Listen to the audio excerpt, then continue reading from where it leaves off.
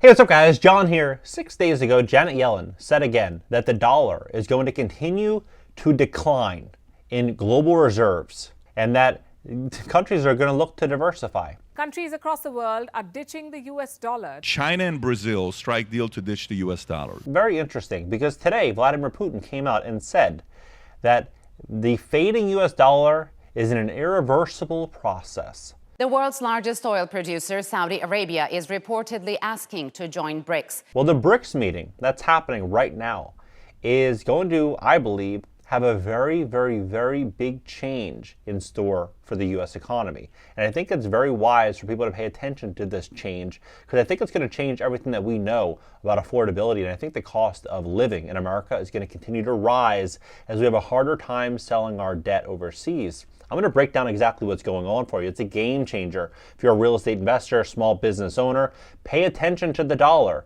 because it's about to change in a big way. Please hit the like button. When you hit the like button, YouTube will share this content to educate more people about what's really going on. And if you want to fix your credit, you want to position yourself for the greatest wealth transfer of all time, which we are in right now, go to greatcreditfast.com. Click the link below. If you have a late payment, charge off, medical bill, foreclosure, bankruptcy, repossession, you have a problem on your credit report, do not let it sit there. And in many cases, it'll stay there 7 years to the date in which it was filed, sometimes longer. So if you need help fixing your credit, we'd love to help you at my company, greatcreditfast.com. Schedule a free strategy session below. Take a look at this. So, and this is crazy. 40 countries already applied for BRICS. 40.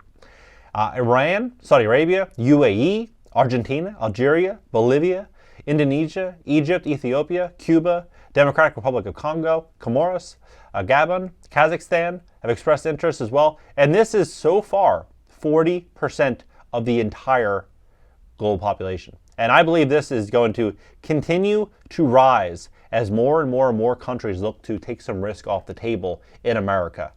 This is going to be a big problem. This is going to be a very, very, very big problem. But what concerns me most, and they're starting to put out these headlines, this came out a couple hours ago, August 22nd, is that people believe that this won't happen, and they're putting this in the back burner, saying, "Oh, no, they've been talking about this for a while. This isn't happening." You can see everything in the world changing before our eyes. This is going to happen. Is it going to happen today? Maybe not. Is it going to happen over the coming 6 months, a year, 2 years? Yes, I believe so. I believe we're going to continue to see the slow erosion of the U.S. dollar. That's what I believe. And you look at this right here. I'm confident that the upcoming summit will be an important milestone in the development of the BRICS mechanism, Xi said shortly after his arrival in South Africa. We share your view, President Xi, that BRICS is a vitally important forum which plays an important role in the reform of global governance and the promotion of multilateralism and cooperation throughout the world. Well, it's very fascinating, because when you connect the dots, you look at Janet Yellen, Xi Jinping, you look at all the BRICS countries, and then you look at the White House, what we're actually saying inside of the White House. For example, statement from Biden on the confirmation of Jared Bernstein. This came out June 14th, so about 50 days ago. I want to thank the Senate for confirming my nominee for chair of the Council of Economic Advisors, Jared Bernstein. Our economy continues to show progress tackling inflation while unemployment remains at historic lows. While there is more work to do, jobs are up, wages are up, and inflation is down, and Jared uniquely understands that a job is about far more than a paycheck. It's about dignity of work. Well, what does he consider work? Right here, Dethrone King Dollar, August 27th, 2014, 9 years ago, that he talking about the dollar, right? Like, he has talked about the dollar for a very, very, very long time, and you can look at all of these different articles, right? Like, he has been talking about getting us off of the reserve currency for a very, very long time. Now he's, appointed the White House. So people say, you know what, maybe it's going to happen. Well, I'm saying it's definitely, we're in store for change. Look at where interest rates are right now for a 30-year fixed rate mortgage. Just for context, you understand how things are going to change in terms of borrowing cost. Because they say the big problem in America is inflation. Imagine what inflation is going to look like when energy prices continue to rise and we can't sell our debt at these low prices that we've been able to sell for, where we can support these low interest rates. Well, everything is going to continue to cost more money. It's going to be a big, big, big stress for small business owners. It's going to be a big problem for real estate, commercial real estate, residential real estate, getting loans. So you're going to want to position yourself as best you can for this storm we're stepping into. 800 credit score. So say, for example, you have perfect credit, 7.655%. That is crazy, considering the fact that that number was probably 2.875% about 18 months ago. If you have the average credit score in America, which is 698, 8.232%. So for context, 8%, call it an 8% mortgage. Maybe you don't have the average credit score, maybe your credit score is slightly better than the average person.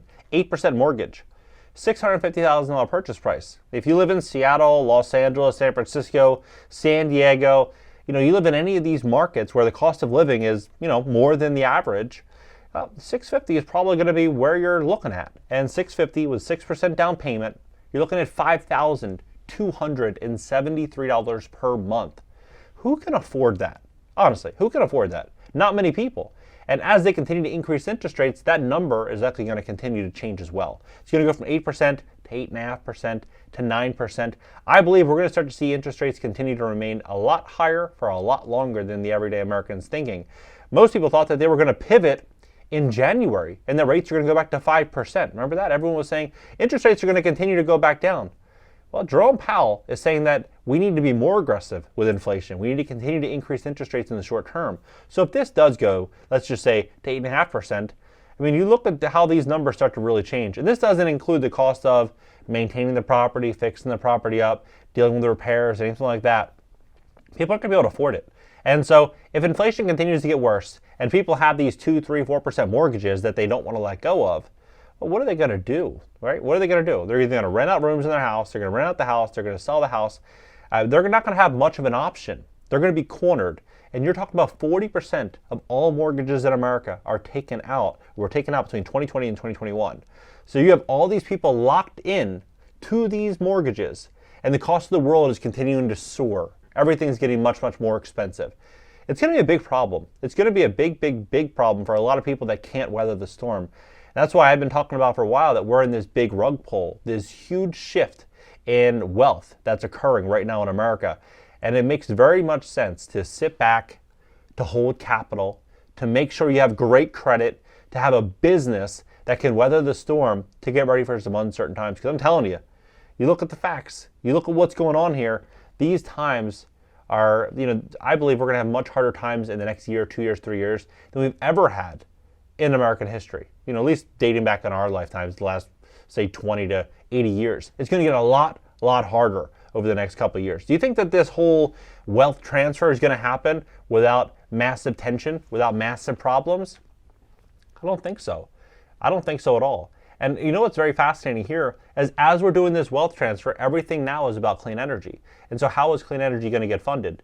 Taxes are going to be going up, increasing the rate at which they can assume capital for taxes to fund these programs. They're going to print money and increase taxes, all the while countries are pulling away from the dollar. It's just going to be a big problem. It's going to be a big problem that I think a lot of Americans are not yet ready for. But I'm telling you, if you are getting ready for this and you realize what's happening, this is going to provide an opportunity for you. Maybe you can go from being a renter to buying a duplex or a triplex or a fourplex. Maybe you move in one unit. Maybe the adjacent units pay for your overall mortgage costs and housing costs and living costs. Maybe you pivot and you look at the change in the world and say, you know what? I don't have much time left. The next couple of years, that's going to be most important. And you're planning ahead. Maybe you're making some sacrifices now to position yourself for this because you know that this is what's going to happen.